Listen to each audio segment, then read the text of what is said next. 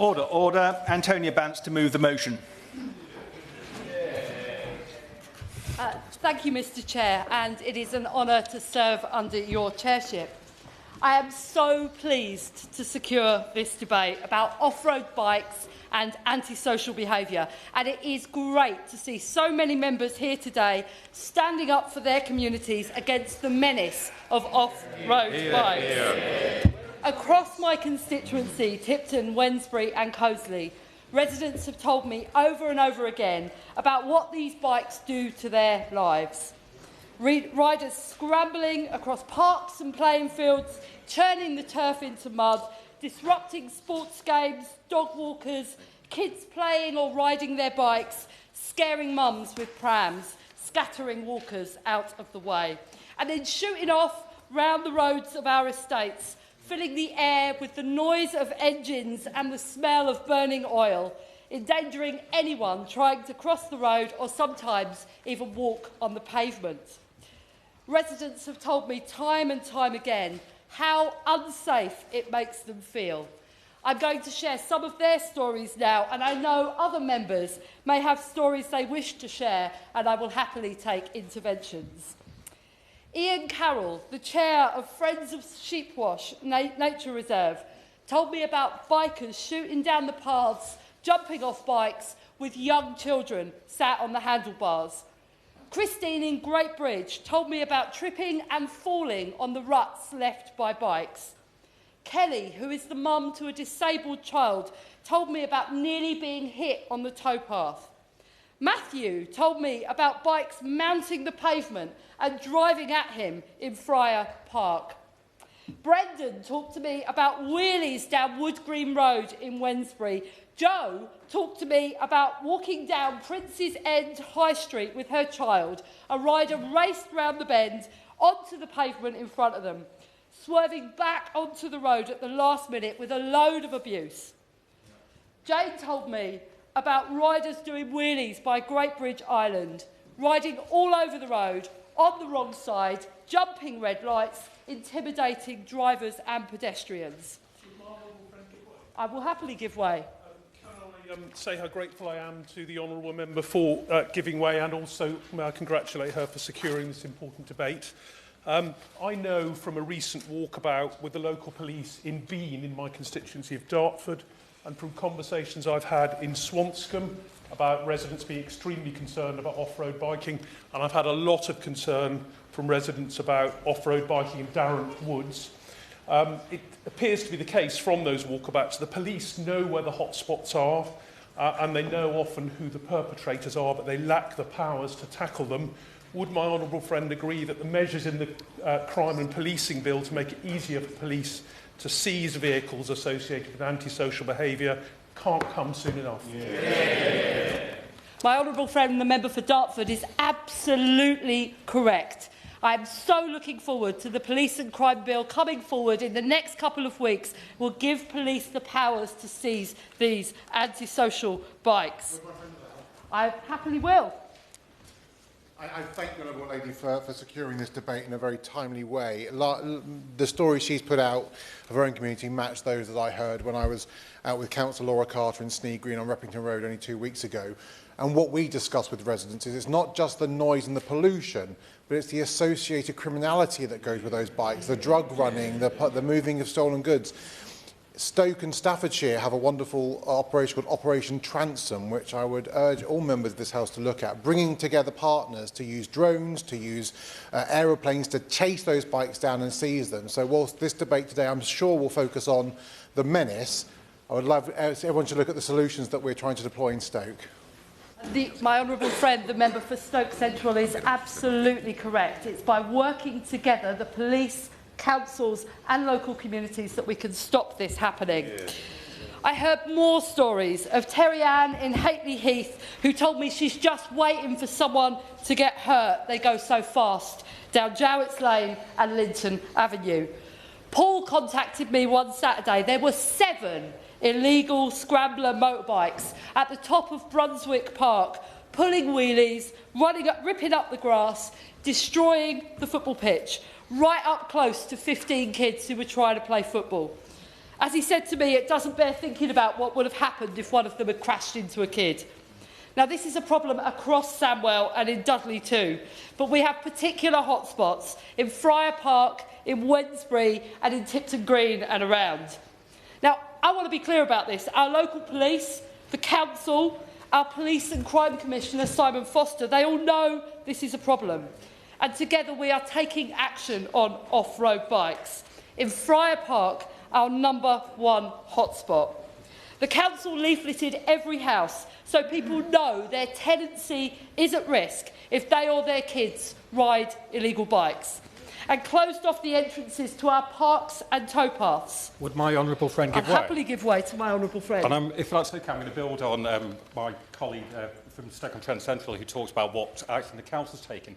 One of the things that residents have brought up with us is the difficulty at times that residents have in terms of phoning 101 and then getting a response. So what they did do in Stoke is work collaboratively with the police, set up a hotline number, a phone number. They then overlay that data with the police.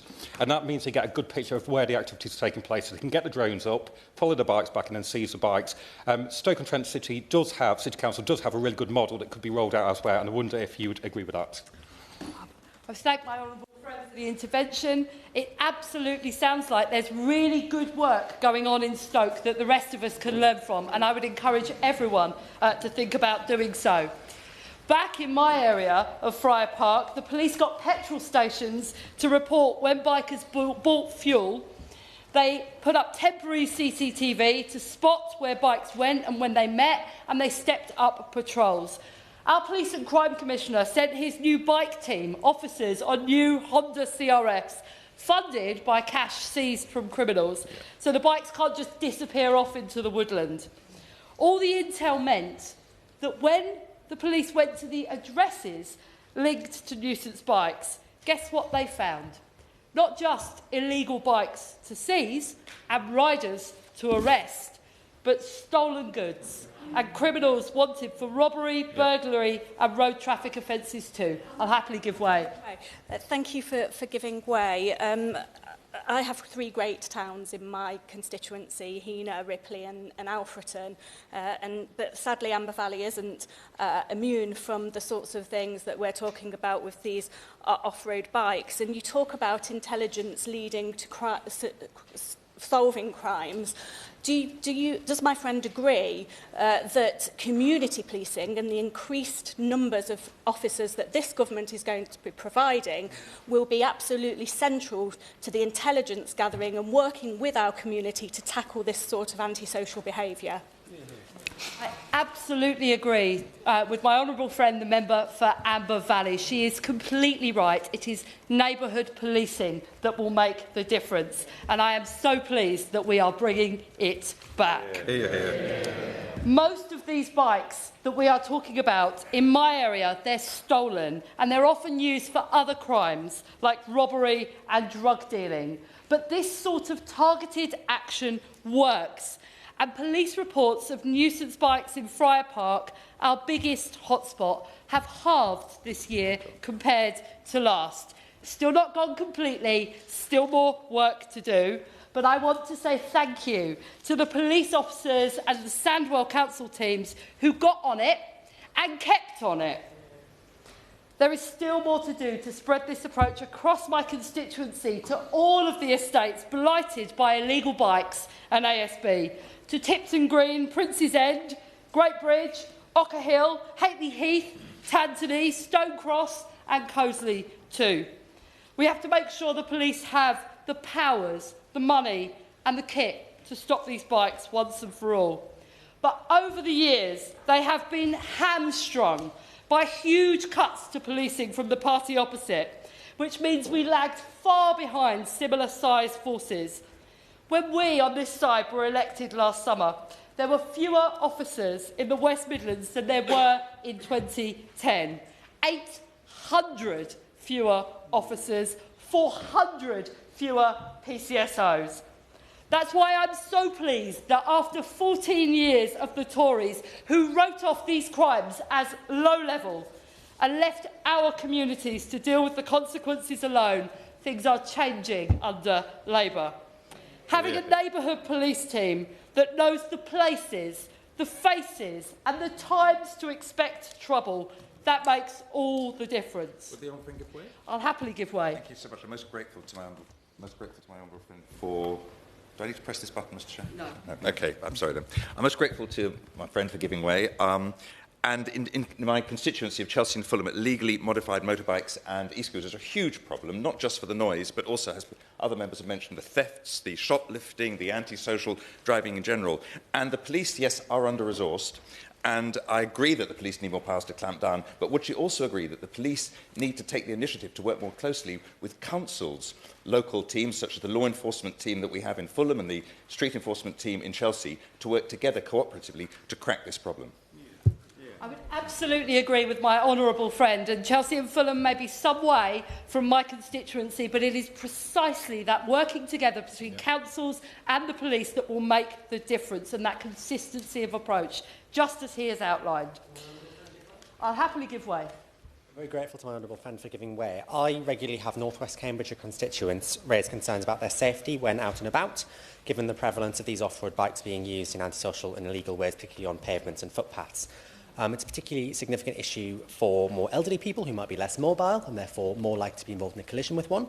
So does my honourable friend agree that more needs to be done about these bikes to ensure that our elderly constituents can feel safer when walking around outside? I absolutely agree with my honourable friend for North West Cambridgeshire. It is precisely the case that the digging up of the pavements that happen, the ruts that happen, the noise, the disturbance, and frankly the shooting round the corner with no warning are precisely the sorts of things that may make elderly people afraid for their safety when they're out and about, something none of us want to see. And that's why, just as we promised when we stood for election, we will recruit 13,000 extra neighbourhood police officers. Every area will have a named officer. Neighbourhood policing is coming back. And we are returning funding to frontline policing. An overall police funding increase of £1.1 billion this year. In my area of the West Midlands, that's £43 million. And I hope that there is more to come. And our new crime and policing bill will give police new powers to immediately seize these bikes that cause havoc in our communities. I will happily give way. I thank my honourable friend, the member for Tipton Wednesbury, for giving way, and I wish to take this opportunity to thank her for her support for my 10-minute rule bill that I presented about police powers on this issue in November. I appreciate that the particular powers that I asked for were not perhaps exactly where ministers wanted to go, but I'd like to think that they've perhaps been inspired by that in the choice of the additional powers that they have put in the flagship crime and policing bill, particularly removing the need for the police to issue a warning before seizing these illegal vehicles when they're used antisocially. And I'd like to thank other honourable members that supported that 10-minute rule bill and for continuing to highlight this very important issue. Thank my honourable friend for the intervention. His work and his leadership on this issue is absolutely exemplary, and I know ministers will have taken note of the things that he said when presenting his 10-minute rule bill. And that is why our crime and policing bill will say no more warnings, no more selling them back to the people that we pinched them from. Time to crush the illegal bikes and antisocial behaviour. This government is taking real action to stop these bikes making people's lives a misery, just as we promised at the election, so people living nearby can enjoy Brunswick Park, Jubilee Park, Victoria Park, the Cracker and the Railer, Sheepwash Nature Reserve, our playing fields, our towpaths, and all our green spaces across Tipton, Wednesbury and Coseley. At the election, I stood on doorstep after doorstep, sometimes with bikes roaring down the street behind me, telling residents that Labour would stop it. And I am prouder than I can tell you to say today, we will. Thank you. Very good. Colleagues will see that there's significant interest in this. I don't intend to impose a limit, but we will have front bench spokesmen at 10 minutes past.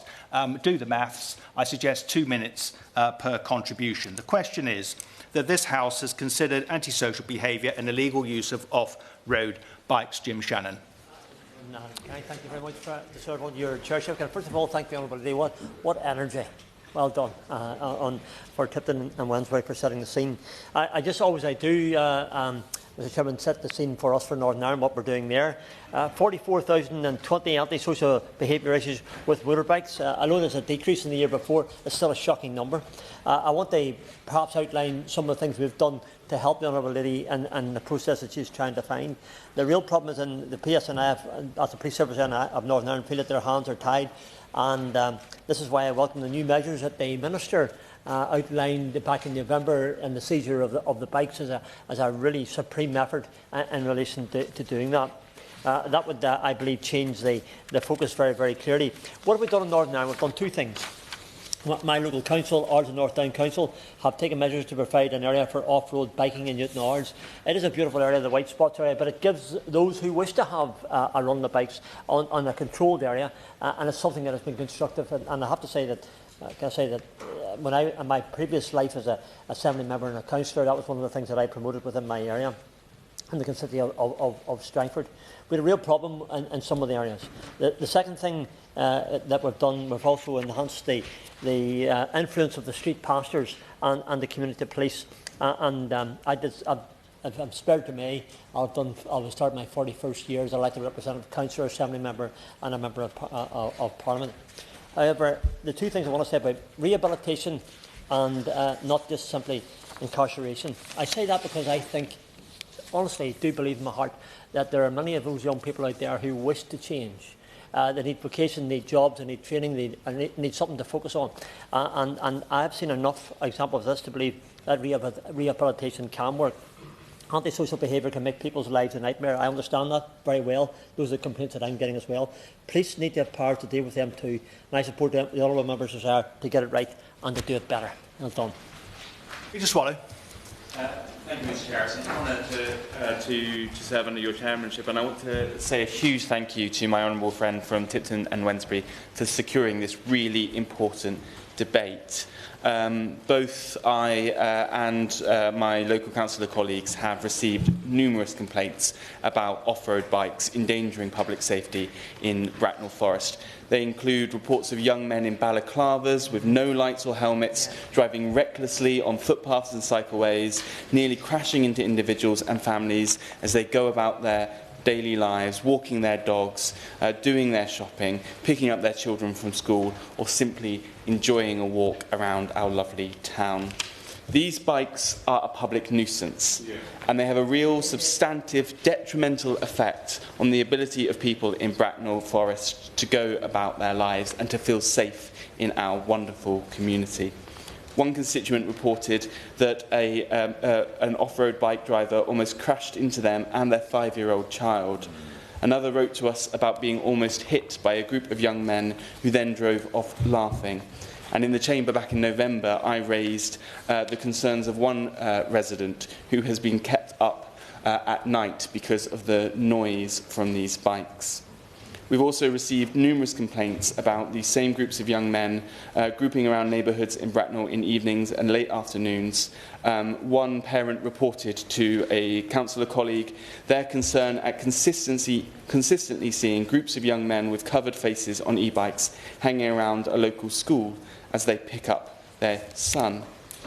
However innocent these young drivers may be, they're intimidating to residents, and we need to act on this.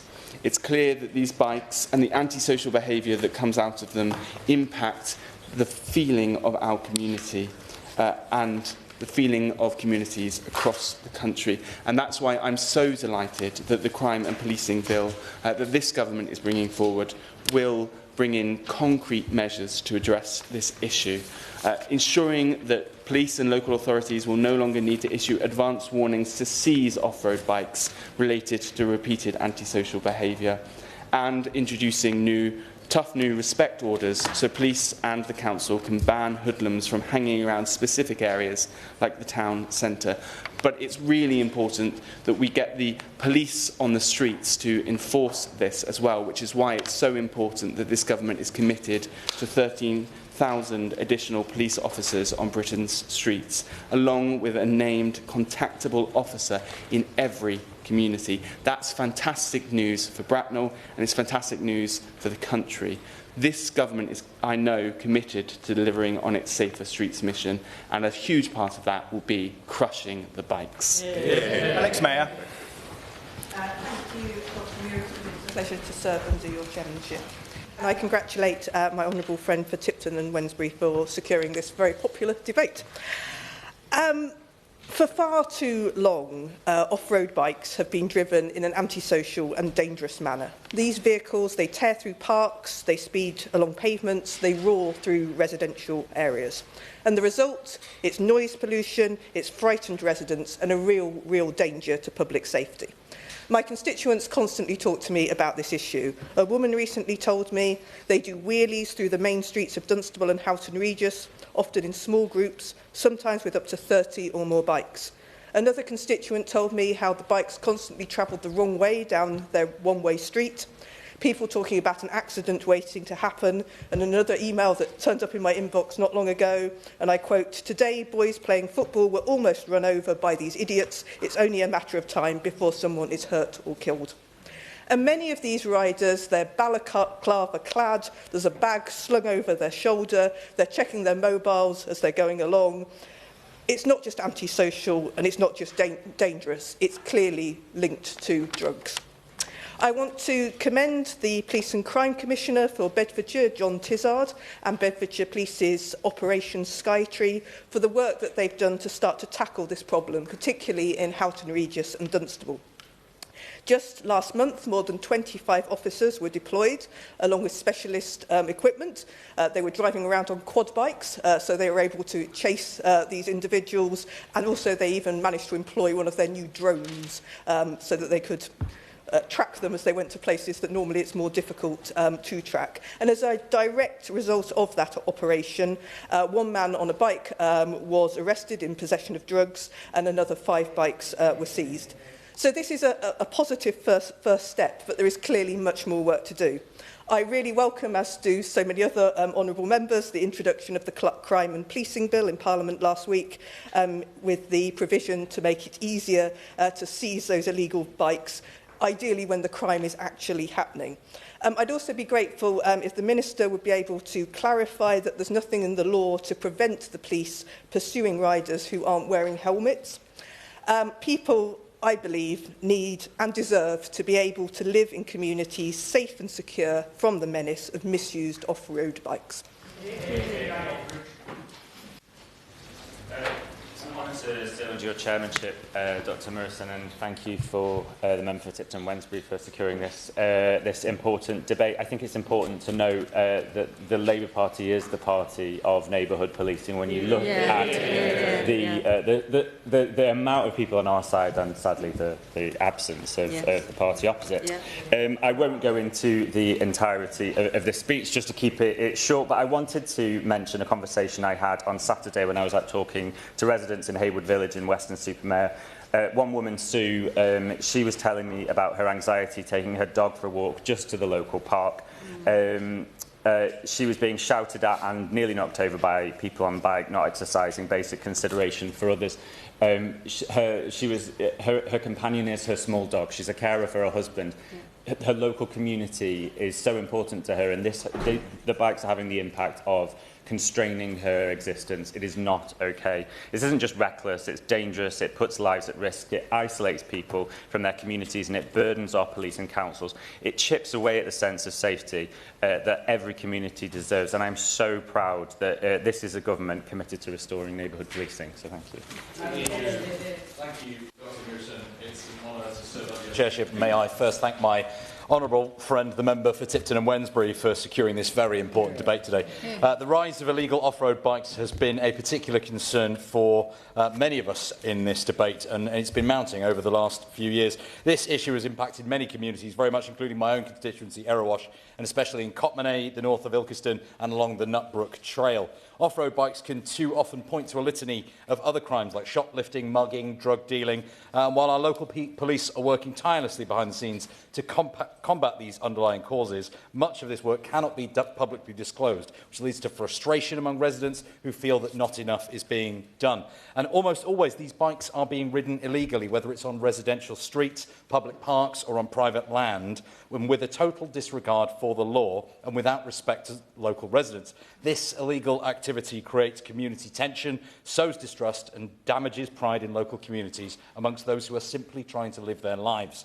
It's clear, Dr Morrison, that the present state of affairs is simply unacceptable. There's also been a concerning post-COVID rise in these criminals covering their faces with masks, snoods and balaclavas, again making it extremely difficult for police to identify and punish perpetrators. These issues don't extend only to off-road bikes, with e-scooters posing similar problems, particularly in the town centres. And again, the use of these bikes and scooters is often linked to further crime.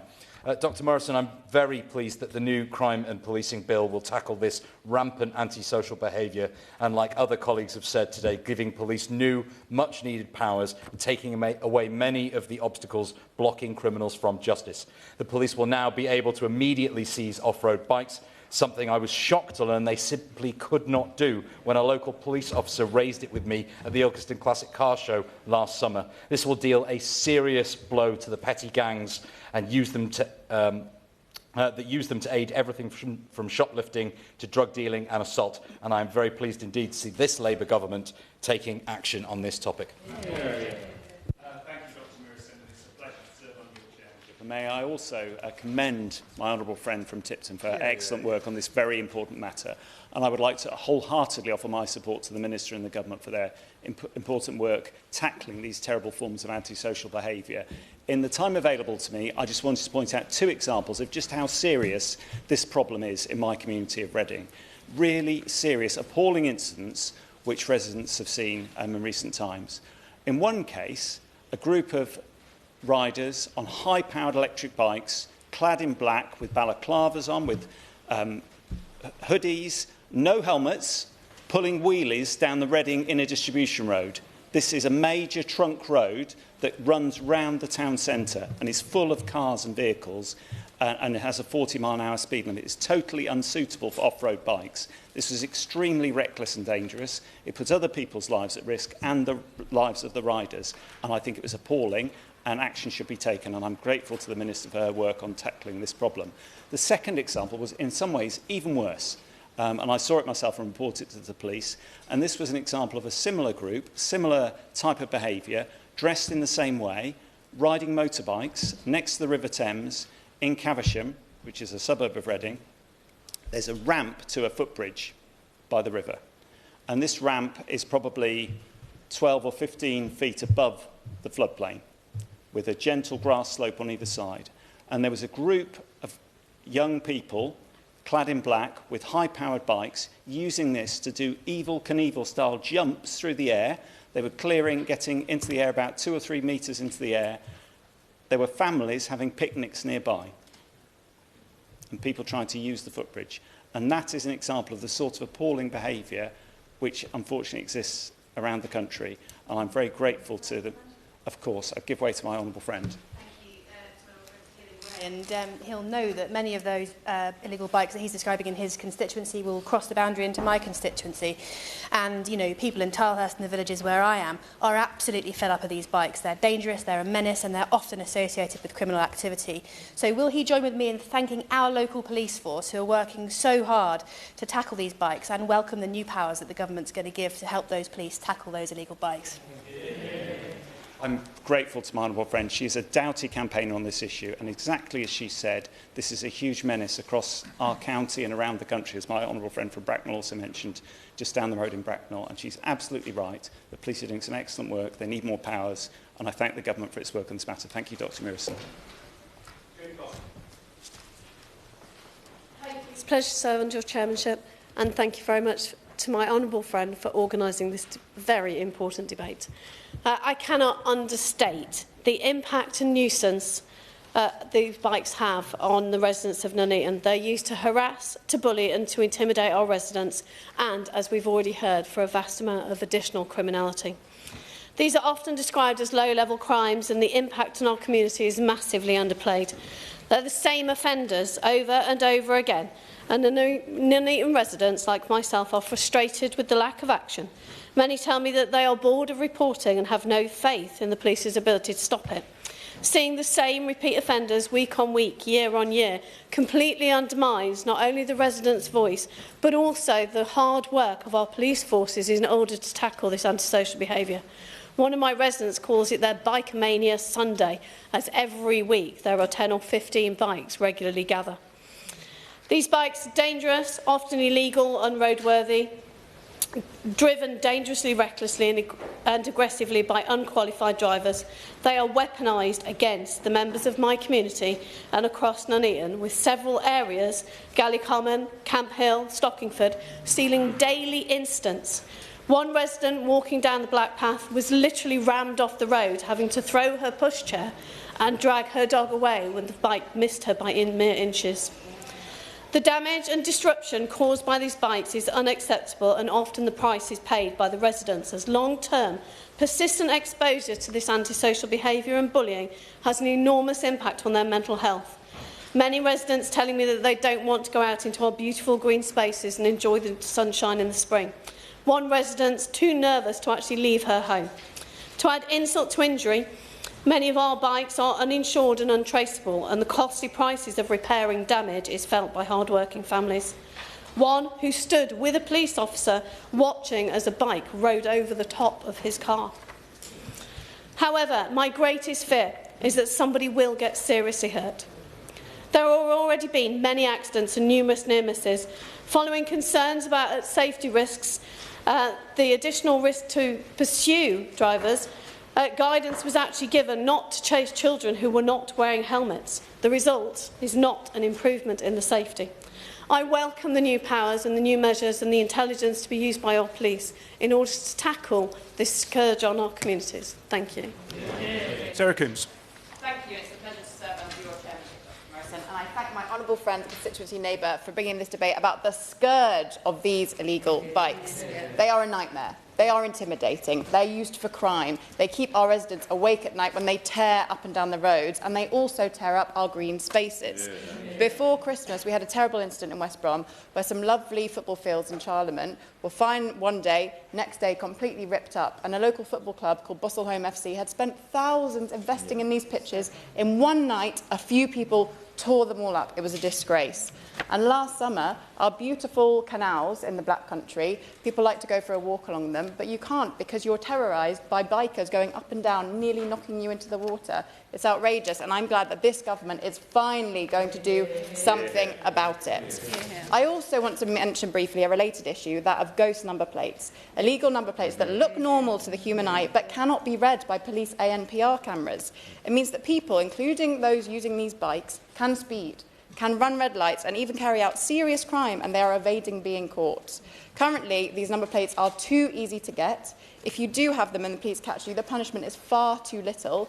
And what I worry about is if we don't clamp down on this, these ghost number plates are going to end up terrorising our communities in exactly the way that these bikes have for far too long. Thank you. Serena Brackenridge. Thank you, Dr Morrison. It's a pleasure to serve under your chairship. I also thank my fellow Black Country honourable friend for bringing this important debate. The people of Wolverhampton North East have had it with the reckless, illegal use of off-road bikes. The problem has been spiralling for years. They intimidate residents, scare children and pets, and churn up our precious green spaces, and often involve additional criminality. I've heard from countless constituents who are at their wits' end, and I'm working closely with our neighbourhood police teams to share residents' intelligence, where street racing plagues communities at all hours and parks are ploughed up. And I can understand why people feel abandoned. This issue has been debated in Parliament and here in Westminster Hall time and time again. February 24, July 23, May 22, and yet the previous government failed to act. Instead of strengthening laws and properly funding policing, they chose to look the other way, whilst communities suffered. I will give way.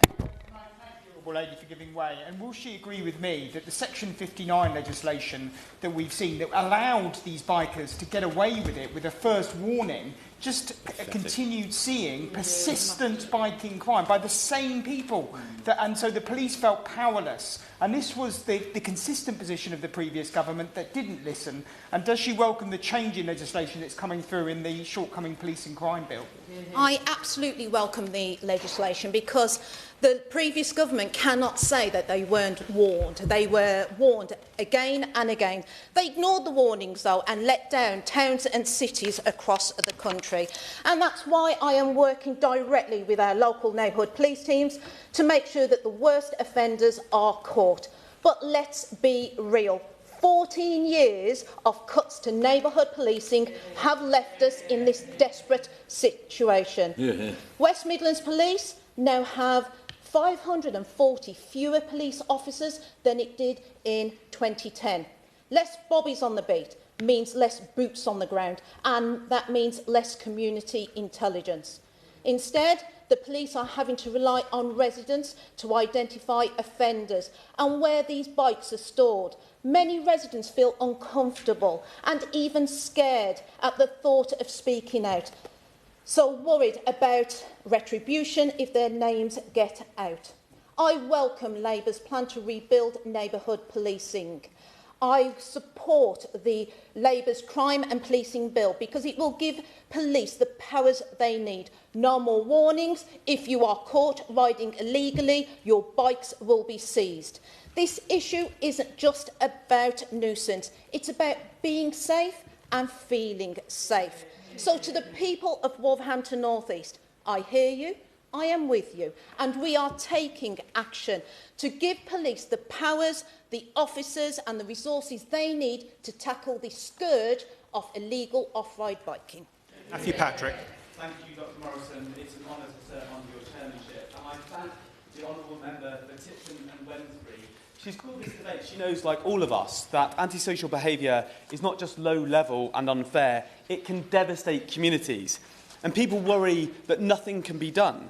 It leaves people, therefore, suffering sometimes in silence. Like an iceberg, from afar, you can think that the issue's not that large in scale, but when you get closer to it, you realise it is so much deeper. In my constituency of Wirral West, I'm launching an antisocial behaviour survey. In fact, I launched it last week, and the results would shock you. It's clear that antisocial behaviour is a gateway drug to criminality. And if we don't get a grip of this behaviour now, it will only spiral. So to get a grip of that, we need to do two things. It will not surprise members to see a correlation between a lack of investment in an area, fewer things for kids to do, and a rise in this unwanted behaviour. So we need more investment. And secondly, we saw the Tories hollowed out our police force and our community support officers. I work with those officers on the Wirral. We have brilliant and dedicated officers asked to do more and more with less and less. It leads them to be reactive in their work and communities to feel like they have to get on with this behaviour. So we need proactive work, plans to stop antisocial behaviour in its tracks, more police officers and more neighbourhood support officers. In Wirral West, I will work with anyone and everyone to tackle the scourge of antisocial behaviour. My constituents deserve better than this, and I'm determined to deliver for them. Rash. Thank you, Dr Morrison. It's a pleasure to serve under your chairmanship, and can I congratulate my honourable friend for securing this very important debate. Like everybody who's spoken today, residents in my constituency of Hartlepool have raised this time and time again.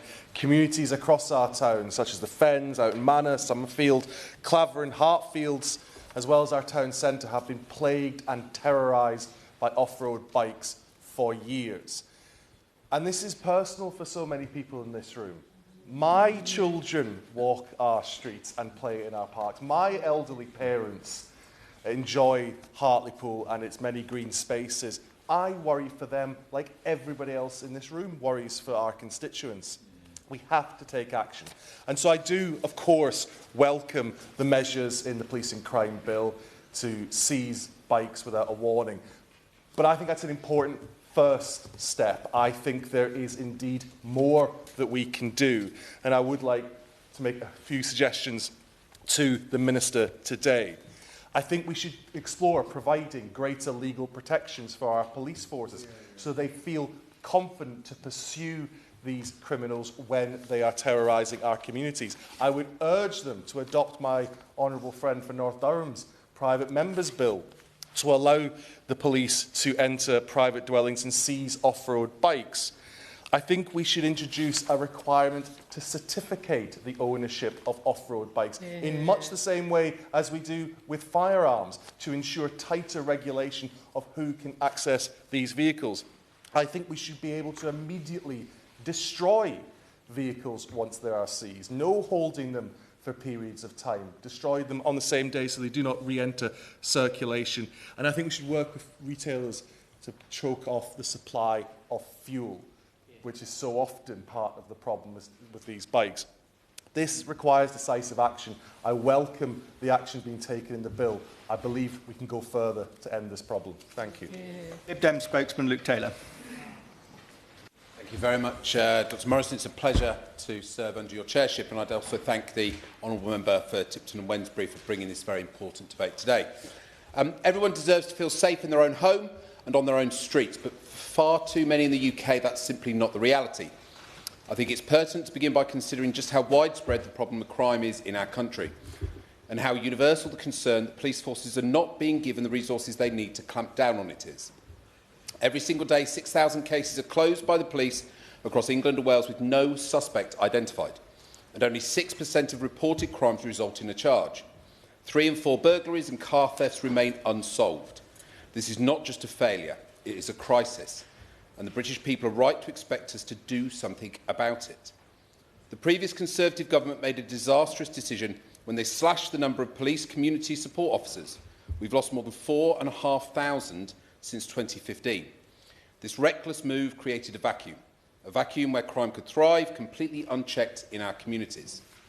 In London alone, the number of PCSOs in the Met fell from 4,247 in 2008 to only 1,215 in 2023. This astonishing cut in capability, losing almost 3 in 4 officers from an average of around 56 in each London constituency in 2008 to only 16 in 2023. I stood here a few weeks ago and outlined the need for a public health approach to knife crime, a strategy underpinned by a return to good old-fashioned community policing. But the argument I used then, not just more bobbies but more beats, is equally applicable to tackling antisocial behaviour more widely, including and especially in the case of illegal use of off-road vehicles. The legacy of the previous government has left outer London boroughs understaffed and vulnerable. The few PCSOs we have left are stretched thin, often pulled away to cover the city centre, leaving our local neighbourhoods defenceless against this kind of criminal activity which does something more nefarious than just instill a heartbreaking lack of security in communities. It actively undermines the sense not just of safety, but of comfort, being able to relax, of being able to trust that our neighbourhoods are and will remain good places to live. And perhaps more fundamentally, when someone sees a young person speeding down the street on a modified scooter, or loitering around in intimidating groups, or snatching phones, waiting for drug dealers, even harassing passers-by, it cannot surprise us that this person loses some fundamental faith in the system and feels that something is rotten in our country. I'm sure that many of us in this place have been that person themselves, witnessing first-hand in our constituencies vehicle abandonment, drug use or utter disrespect for fellow citizens. And this is not just a problem in rural areas. Off-road vehicles and the wider problem of antisocial behaviour plague us even in communities like my own in the suburbs of London. On Sutton High Street, I have witnessed the use of Sur-on dirt bikes travelling at speed on our largely pedestrianised High Street. Policing Sutton High Street is already a complex task. Stretching almost 1,500 metres, it is one of the longest high streets around. Some of these bikes are legal, but most are not. but all of them are motorised, high-powered and capable of evading police capture, helping them to commit not just disruption, but crime. Sutton's Liberal Democrat-run council has worked incredibly hard to rejuvenate the High Street, and we're making great progress as part of our vision of a High Street fit for the future of Sutton. But to finish the job, we need our great local police to get the resources they need to return to proper community policing. Having great shops and cafes and community spaces is fantastic, but all this great work will be undermined if the people and places just like Sutton all around the country are worried about antisocial behaviour. Absolutely. I think he makes, thank you for giving way. I think it makes a really interesting point. I was reflecting on my own constituency, where from Leafy Thorpe Fuels to the Infinity Bridge in the centre of town, we have this issue with off-road bikes as well. And would you agree with me that no community around the country is immune from this scourge? Completely agree. And it's the feeling of powerlessness that you as a resident, as a citizen just standing on the high street, seeing these things whiz past, not being able to do anything about it and knowing that they could be long gone by the time the police will be able to respond. It's clear from all the words that have been spoken around the hall today that the government must urgently restore proper community policing. To do this, we must get more officers out on the streets, funded partially by scrapping the costly Police and Crime Commissioner experiment and investing the savings directly into frontline policing. We must also, as I've said, reverse the disastrous cuts to PCSOs and also SNT officer numbers. And on the specific point about illegal use of off-road vehicles, I know that many forces have made some great initial efforts, from increasing patrols in hotspots to using drones, as we've heard from the honourable members for Stoke-on-Trent Central and North, but also the use of trackable forensic sprays. But we need more. I hope this government will bring forward effective measures on this specific point in the Crime and Policing Bill, and I look forward to scrutinising it in greater detail during the second reading next week. But it is important that everyone in this place urges forces to feel confident in using the powers that are already available to them, despite the flaws with the legislation, as commented on already. I would like to thank you, Dr Morrison, for chairing today's debate. I'd also like to congratulate the honourable member for Tipton and Wednesbury on securing this important debate today. I think the last time this debate was had, it might actually be the time that I brought it as a backbencher, having the same debates then. It's clear from the contributions that the challenges posed by misuse of off-road bikes are having an increasing impact in areas right across the country.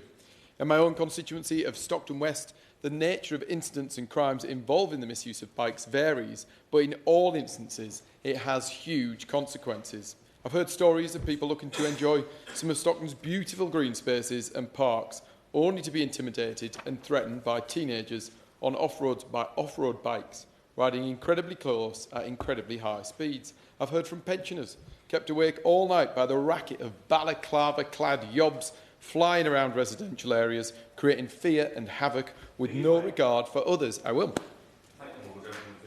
In the last year that the Conservatives were in power, off-road bike incidents went up by 60% in the Telford constituency. The pathetic spectacle of police officers having to issue warnings to these yobs was at the heart of it. Do you want to apologise now for not reforming the police system to remove that? Even taking an intervention. No, I think actually one of the big problems with off-road bike incidents is that they're not recorded in a way that allows us to properly measure what's going on where and what that response is. I think the best thing that was done at the back end of the last administration was actually putting more police on the streets than ever before. That was a good thing. I'm going to carry on. I'm going to make some progress. I'm going to carry on. We've seen cycle lanes and footpaths running through residential areas of West Stockton become a crime speedway used by those dealing drugs, committing thefts and other such crime to move quickly undercover. Efforts to tackle the issue have seen us put in place motorbike inhibitors, police use of drones and community-derived intelligence to locate and confiscate bikes. The examples I refer to, both in and around the constituency, reflect a broader national problem. As I understand it, the police have the power under Section 59 of the Police Reform Act 2002 to seize vehicles, including off-road bikes that are used antisocially. This applies when a vehicle is used in a careless and considerate manner or in a way that causes alarm, distress or annoyance. A vehicle can also be seized under different provisions if it's being driven without insurance. There are additional powers in other legislation. For example, anyone who rides a quad bike on a footpath, bridleway or restricted bridleway is guilty of an offence under the Countryside and Rights of Way Act 2000, This is in addition to the Road Traffic Act 1988, which includes provisions making it illegal to drive a mechanically propelled vehicle on land where permission has not been granted. I welcome the changes coming forward in the Crime and Policing Bill in an effort to make it easier for the police to remove vehicles without warning. This appears to be a sensible measure. However, it would be important to assess the impact of this legislation once implemented. On this basis, I would ask the Minister whether they intend to collect data on these offences to assess the policy's effectiveness, and if she will give further consideration to some of the changes proposed by the honourable members for Hartlepool and North West Durham. We already have a range of laws prohibiting much of the activity, which is why allowing the quicker confiscation of these bikes is a logical step. However, much depends on how the police allocate their resources to tackle this issue. As the Minister will be aware, there are a wide array of methods used to police off-road bikes. Ironically, these have included providing police with their own off-road vehicles, using similar bikes to the ones they work tirelessly to confiscate. Forces such as Greater Manchester have also attempted to use data and hotspot policing effectively to be in the right place at the right time. Meanwhile, intelligence-led preemptive raids have also been conducted by police forces across the country. I'll not take up the committee's time by running through the results of each of these approaches, but they highlight the ability of local police forces to develop strategies best suited to their area. However, as we routinely discuss, police funding plays a significant role in their effectiveness. As we know, at the time of the last election, there were more police on the streets than ever before. And given that police services now face a shortfall of almost 118 million, this will put a strain on officer numbers and undermines the ability of police to confiscate more of these vehicles. Does the Minister believe police forces will have the resources and flexibility to direct investment into this issue? As we know, in many cases, police forces confiscate bikes, only to then go on to sell them back onto the market as a source of revenue. What is the Government doing to prevent these falling back into the hands of those who would once again use them illegally or antisocially? Thank you. Minister. Thank you, Dr Morrison, and it is a pleasure to serve under you this afternoon. May I, of course, begin by congratulating my honourable friend for Tipton and Wednesbury for securing this debate and for her very powerful and energetic speech in opening proceedings. I'm very grateful to her and all the other honourable members who've spoken this afternoon. I think the number of honourable members who've been able to speak shows how important this issue is to our constituents. We've heard from my honourable friends for Dartford, Stoke-on-Trent Central, Stoke-on-Trent North, Amber Valley, Chelsea and Fulham, North West Cambridgeshire, North Durham, and particularly the 10-minute rule bill that he brought forward. The honourable member for Strangford, of course, my honourable friend for Bracknell, Weston-super-Mare, Erewash, Reading Central, West Bromwich, Wolverhampton North East, Wirral West, Hartlepool, Stockton North and Telford. So it just shows the geographical spread of the problem that we are discussing this afternoon. And I think we're all in agreement. Wherever antisocial behaviour happens, it is a blight on people and places, and it affects communities in different ways and comes in different forms. And of course, this afternoon, yes, I'm happy to. Giving way. In Morecambe, local organisations have come together to try and tackle antisocial behaviour. I met with Safe Morecambe to give them my support and to find out more about what they're doing. Would the Minister agree with me that bringing together local organisations in that way is a really effective way to tackle antisocial behaviour, tackle these bikes, and that all police forces should be working with other local organisations? I'm very grateful to my honourable friend, and absolutely the bringing together of all the key partners is vital if we're going to tackle this. I will go on to say something about that in a moment.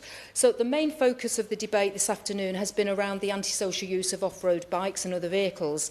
And my honourable friend, I think, set out in her opening speech, she catalogued the very real impact that it has on the people in her constituency. And I think she must have set a record for the number of constituents and places in her constituency that she talked about.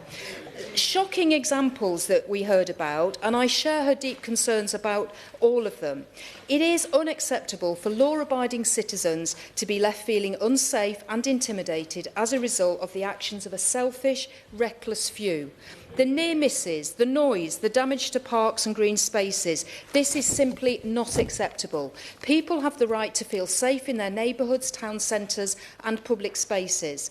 And of course, my honourable friend set out that and knows that the police are operationally independent and the government cannot instruct them what to do, or indeed the local authority to take action in particular cases. But I wanted to reassure her and all members here today that we are very much alive to the menace and the harm that antisocial behaviour, and particularly around vehicles, what that's causing to communities, and we take it extremely seriously. And as a constituency MP, I know very well this is a real problem in my patch too. I will very quickly, yes. Thank you for giving way. Every single week I'm hearing about this issue from residents in Park End, Easterside, across South Middlesbrough. Will she assure my residents that by passing the Crime and Policing Bill, we can see these bikes seized and crushed and our streets made safe again? Yeah, absolutely, and I will come on to that in just a moment. I think it's really important, though, that we recognise the role that the police have to play in this, and it is really reassuring that I've heard this afternoon the proactive steps that many police forces are taking to get to grips with this issue. And I want to particularly pay tribute to the work that's going on in West Midlands, with the police teams there leading the effort that we've heard about. I think it's really important that we recognise there is good work going on, but we need to give the police the powers that they need to actually effectively tackle this. Now, from what my honourable friend has said about the West Midlands, there is that holistic approach that's being adopted, combining technology, enforcement and engagement. And I very much hope that that translates to tangible improvements for that local community. But we know that it's not just a problem, as we've heard this afternoon, in just one constituency or one area of the country. We've heard from so many members this afternoon who've contributed to this debate. And the fact that the debate, and I think this was referenced before, has been debated on numerous occasions in Parliament in recent years speaks to the continued toll that it's having in different parts of the country. And we've also heard from the examples mentioned today that I have a real issue with the fact that the previous government dismissed this type of antisocial behaviour as low level. It has a real detrimental effect on people and places. It's a blight on our society, and under this government it will be treated as such. We want to make it easier for the police to act when these incidents occur and enable them to quickly dispose of the vehicles that they seize from offenders. Strong measures to deal with the menace of off-road bikes are included, as we've heard, in the Crime and Policing Bill, which, as members are aware, was introduced into the House a few weeks ago. So police forces will now, when this bill comes into law, have greater powers to immediately seize off-road bikes and other vehicles as well, which are being used in an antisocial manner, without having first to give a warning. Removing this requirement to give a warning will make Section 59 of the Police Reform Act powers easier to apply, allowing police to put an immediate stop to offending and send a message to antisocial drivers that their behaviour will not be tolerated. We're also considering how we can make changes to secondary legislation to allow the police to quickly dispose of those seized off-road bikes, and that will help reduce reoffending. I'm also aware of concerns around criminality facilitated by e-bikes and e-scooters, which was mentioned by many members this afternoon. We are progressing research and development on a novel technological solution to safely stop e-scooters and e-bikes and enhance the ability of the police to prevent them from being used to commit criminal acts. As well as working closely with the police on these issues, we are strengthening collaboration across government. Just on Monday this week, I had a constructive and helpful meeting with my colleague from the Department of Transport, the Minister for the Future of Roads, and we agreed that the antisocial behaviour associated with off-road bikes and other vehicles is unacceptable. And we share a vision to work together to tackle this criminality and improve road safety. That's an overview of some of the steps that we're taking, but I want to emphasise that we are determined to deliver real change on this issue, and we will be working with partners across government, policing and beyond to make this happen. I just want to mention a couple of other issues in the remaining few seconds I have available. we've talked a lot about neighbourhood policing. Putting back into our high streets and communities the 13,000 police officers, PCSOs and specials is going to be really important in providing that reassurance to communities and also tackling the antisocial behaviour that we've been hearing about this afternoon. And I just want to say gently to the Minister, the Shadow Minister, there is £1.1 billion extra going into policing over and above what was put in under his government in the last police settlement. So that money is available. It's challenging to police forces because they've had 14 years of Conservative government. 20,000 police officers got rid of under previous Conservative governments. And I would also say to the Liberal Democrat spokesperson, he was part of that coalition, or his party was part of that coalition government that got rid of the 20,000 police. The sitting stands adjourned.